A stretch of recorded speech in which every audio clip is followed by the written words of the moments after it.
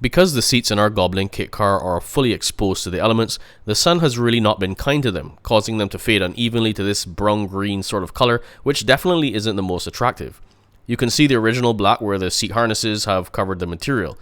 So I decided to try a product which I've been selling in store recently but never had a chance to use myself, and claims to be able to restore the color back to my seats. This is the Duplicolor Vinyl and Fabric paint, and it comes in a few different colors. What makes this special though is that it has a flexible finish, which most paints don't, and which you need for things like fabrics and materials that need to flex when you sit and so on. I started by vacuuming the seats and then lightly used the Chemical Guy's lightning fast stain extractor just to clean the surface and let it dry and remove any oils or dirt from the fabric so the paint has a better chance to bond.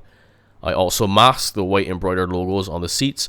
Curling back the edges helps gives a softer blended line, although for the second seat I actually just painted by hand since the spray nozzle has a pretty defined line, so once you have a steady hand you should be okay.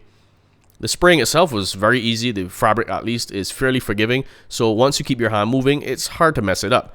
I used about 1 can per seat and it dries very fast. It came out better than I expected, and although it's not quite brand new, it looks 10 times better than before, and I would highly recommend it for the cost.